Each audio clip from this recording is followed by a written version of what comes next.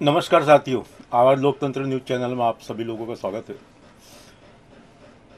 साथियों, छाया किसको पसंद नहीं है। हर आदमी छाया खोजता है, छांव ढूंढता है गर्मी के समय में। और अगर बेतहाशा गर्मी पड़ रही है, धूप पड़ रही है, तो पसीने से लथपथ हो जाता है। उसे ऐसा लगता है कोई एक पेड़ के नीचे खड़े हो जाओ या किसी जहाँ पे छांव है वहाँ का सहारा ले लो। लेकिन पेड़ लगाना, उसे पालना, उसे बड़ा करना, ये कोई नहीं चाहता।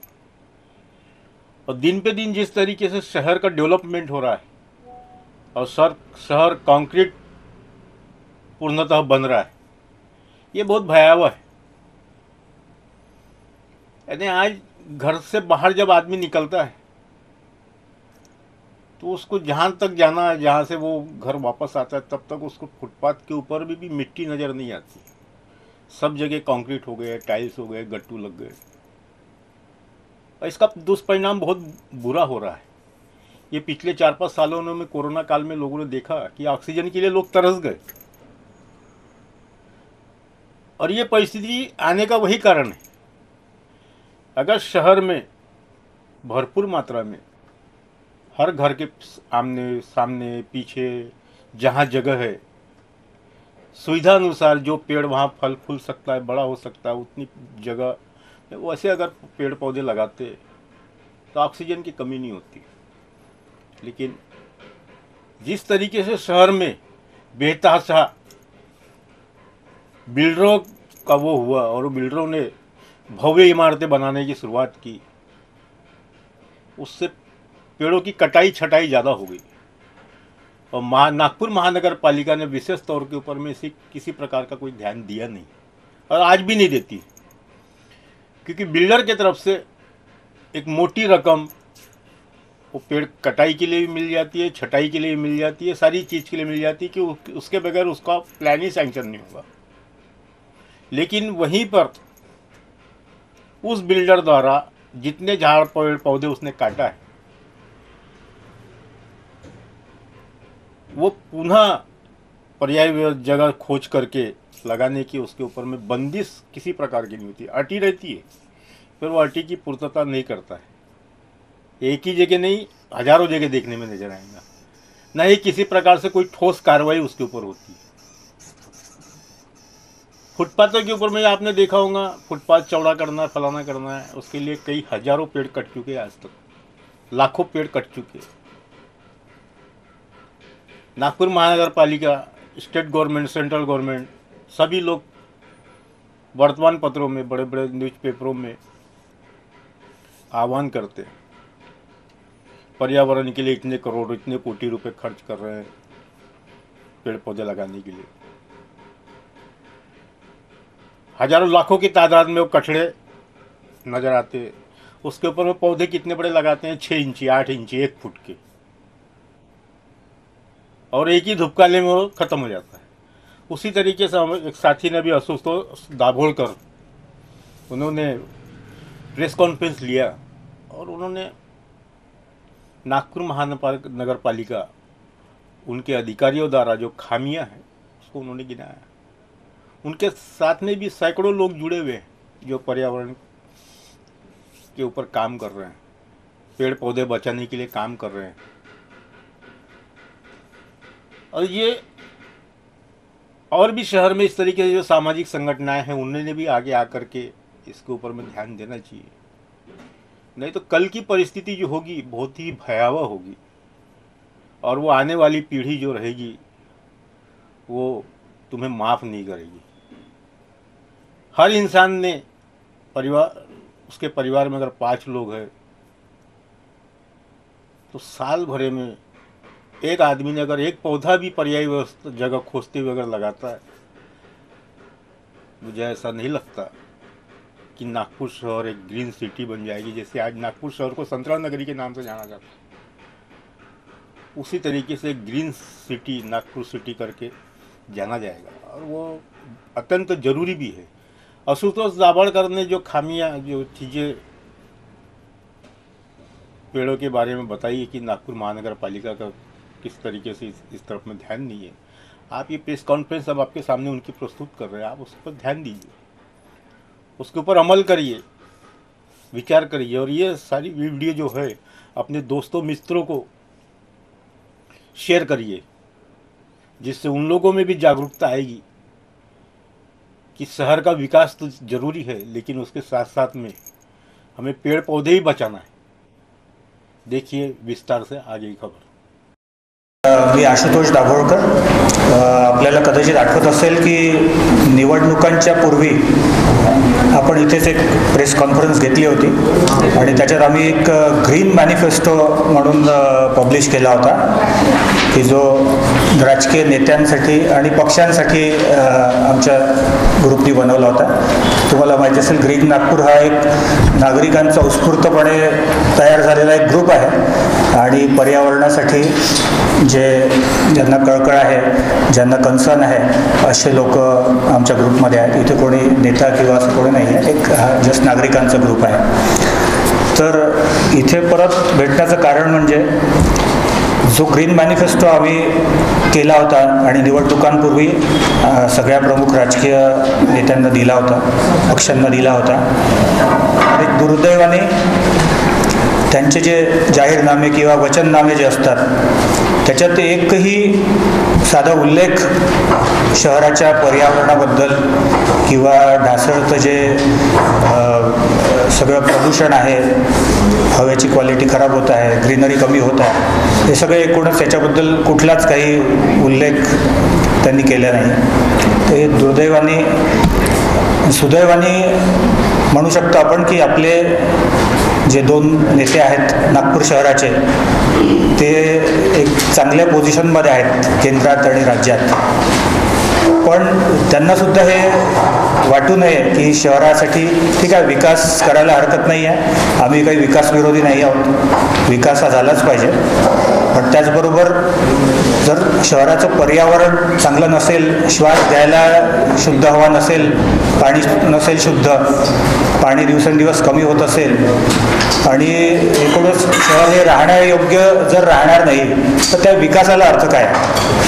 तर म्हणून आणि ही जी वृत्ती आहे प्रशासनाची किंवा राजकीय एकूणच ती परत ज्या शासकीय इतर यंत्रणा आहेत जसं NIT आहेत, नासुप्र, महानगरपालिका आणि सरकारचे जे काही ध्येय धोरणं राबवणाऱ्या ज्या बाकी यंत्रणा आहेत त्यासुद्धा त्याच पावलावर पाऊल ठेवून वाटचाल करताना दिसत आहेत। विकास कामांच्या नावाखाली शहरातली जी ग्रीनरी आहे, जे वृक्ष आच्छादन आहे त्याला म्हणजे नष्ट करण्याचं काम सुरू आहे दिवसेंदिवस आणि मोठमोठे प्रोजेक्ट्स येतात आहे। त्याच्यासाठी दर तुम्ही वाचत असाल हे आमचे सचिनजी आहे, त्यांचं सगळं लक्ष असते की कुठली नोटीस येते पेपरमध्ये आणि हे प्रत्येक आमच्या त्या ग्रुपवर इतर ग्रुप्सवर ते पोस्ट करत असतात। तर रोज कुठे ना कुठे झाड तोडण्याची नोटीस आलेलीच असते, असा एकही दिवस बहुतेक जात नसेल की जेव्हा झाडं तोडण्याची नोटीस येत नाही। तर आम्ही आणि सगळ्यांकडे आम्ही जात असतो की प्रत्येक यंत्रणेकडे आम्ही आक्षेप घेत असतो, सगळं हे करत असतो, पण दुर्दैवाने त्याला काही कुठे प्रतिसाद मिळत नाही आहे आणि पर्यावरण राखण्यासाठीचे काही प्रयत्न होताना दिसत नाही। सिरियसली ते नावाला ते म्हणत असतील पण खरंच ॲक्च्युली काम होत नाही आहे तसं। आणि जे विरोध करतात त्यांना मग विरोधी आहे, विकास विरोधी आहेत असे आरोप केले जात असतात राजकीय किंवा सगळ्या पक्षांकडून। तर ही एक भूमिका आहे आजच्या पत्रपरिषदेमागचं हे कारण आहे। आणि उमेदवार यांना भेटून एक ग्रीन मॅनिफेस्टो बनवला होता आमच्या नागरिकांनी मिळून, तर पण त्याची काही दखल घेतल्या गेलेली नाही आहे। कुठल्याच राजकीय पक्षाच्या जाहीरनाम्यात, वचननाम्यात पर्यावरणाचा साधा उल्लेख देखील नाही आहे, तर त्याची ॲक्शन तर दूरचीच गोष्ट आहे. आणि सातत्याने नागपुरात जे प्रोजेक्ट्स येतात आहेत, येऊ घातलेले आहेत, त्याच्यासाठी हजारो झाडांची चा बळी दिला जाणार आहे. त्याच्यासाठी पूर्ण रोजच्या रोज पेपरमध्ये हे पण येतात, पब्लिक नोटिसेस येतात, आक्षेप घेतल्या जातात, पण त्या आक्षेपांचं काही पुढे होत नाही. ती फक्त तो एक फार्स असतो निव्वळ. आणि प्रोजेक्ट लॉन्च ऑलरेडी झालेला असतो, त्याची तयारी पूर्ण झालेली असते आणि त्याच्यानंतर मग हे आक्षेप मागवले जातात. याला काही अर्थ नाही आहे ना.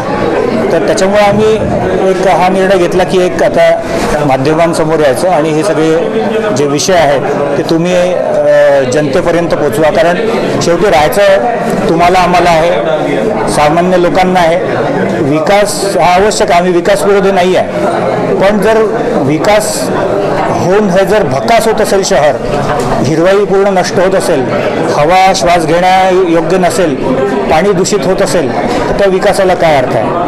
लोकांच्या जगणार कसं आहे? हे शहर जर जगण्यासारखं नाही राहिलं तर त्या विकासाला काही अर्थ नाही ना. त्याच्यामुळे हा विकास हा नेहमी शाश्वत आणि पर्यावरणपूरक असला पाहिजे, हे आमचं म्हणणं आहे. बाकी आम्ही विकास विरोधी नाही आहोत. आणि आज शेवटचं एक की दोघंही मंत्र्यांना, आता तर 3 मंत्री यांना आम्ही आज खरंच एक प्रश्न विचारतो की इतकं आम्ही ग्रीन मॅनिफेस्टो बनवला इलेक्शन्सच्या आधी, ते त्यांच्यापर्यंत पोहोचवलंही आहे सगळ्यांपर्यंत, पण खरंच एकही गोष्टीची दखल नाही घेतली आहे. आज तुम्ही तलावांचेही हाल बघताय आणि झाडांचा कत्तल तर बघताच आहात.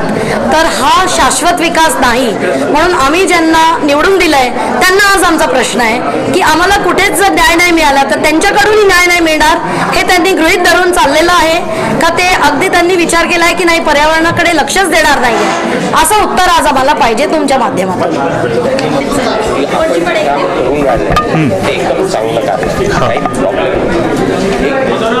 सामान्य नागरिक जेव्हा या गोष्टी सध्या सरांनी सांगितलं की झाडाची पाण्याचा प्रॉब्लेम, झाडं कापल्या गेले मी उभा राहिलो.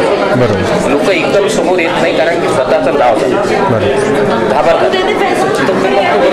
जाऊ दे, या मोठ्या लोकांची कशाला करणार आहे ना, ते माहीत असून सुद्धा त्या ह्याच्यात आक्षेप घेत नाही. बरोबर. जसं मी त्या ठिकाणी आक्षेप घेतला, त्यांना कट करायचे होते, 5 ते 6 महिने लावले त्यांना, त्यांचं पूर्ण झाडांचं वय काढायला लावलं आणि त्याच्या ब्रँचेस कट करायला लावलं. पण मी घरी नसताना 2 झाडांची आणि जसं सरांनी सांगितलं की बघ ते झाड दुसऱ्या ठिकाणी शिफ्ट, तसंच त्या गार्डनमधलं आंब्याचं एक झाड पूर्ण हवेने कोलॅप्स झालं पडलं, तर ते उघडून शिफ्ट करता येत होतं. त्या या सर्व गोष्टी नागरिकापर्यंत माहीत नाही आणि नागरिकांना या गोष्टी कल्पना नाही. त्याच्यासाठी तुम्ही असं कोणते कार्यक्रम घेऊन राहिले? त्याच्यासाठी कसं आहे सर, आमचा एक मोठा ग्रुप आहे व्हॉट्सअपचा, त्याच्यावर जवळपास 700-800 लोक जे जागरूक नागरिक आहेत त्याच्यामध्ये आहेत.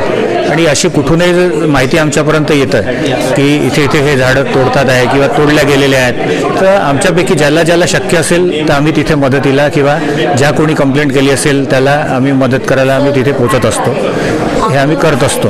आणि याच्या व्यतिरिक्त आम्ही आमच्या टीममध्ये काही यंग मीडिया इन्फ्लुएन्सर्स आहेत ज्यांचे हजारो फॉलोअर्स आहेत, तर ते पण असे सातत्याने हे प्रश्न उचलून धरत असतात व्हिडिओच्या माध्यमातून, किंवा कुठे काही त्यांना असं दिसलं तर ते त्याचा व्हिडिओ बसून लगेच पोस्ट करतात.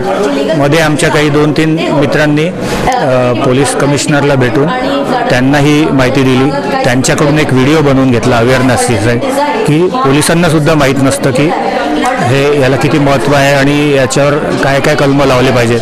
आम्ही त्यांच्यासोबत मिळून आमचं ते सुरू आहे की पोलिसांचं एक कार्यशाळा घ्यायची की त्यांच्यामध्ये अवेअरनेस आणण्यासाठी की तुम्ही हे जे गुन्हे आहेत त्याला महत्त्व दिलं पाहिजे. पोलीस कमिशनर साहेबांनी एक व्हिडिओसुद्धा बनवलेला आहे की झाडांची ही माहिती त्यांनी दिली आहे की झाड तोडणे हा गुन्हा आहे आणि त्याच्यावर तुमच्यावर ॲक्शन होऊ शकते तुम्ही जर परमिशन न घेता जर झाड तोडले तर. आणि त्याच्यासाठी एक छोटा व्हिडिओ त्यांनी बनवून दिला, तो पण सोशल मीडियावर सर्क्युलेट केला गेलेला आहे. असे आमचे प्रयत्न सुरू असतात. सामान्य माणसाला माहित नाही की तुमचा त्याला सपोर्ट मिळतो, कारण तो जेव्हा आक्षेप घेतो तेव्हा तो एकटा,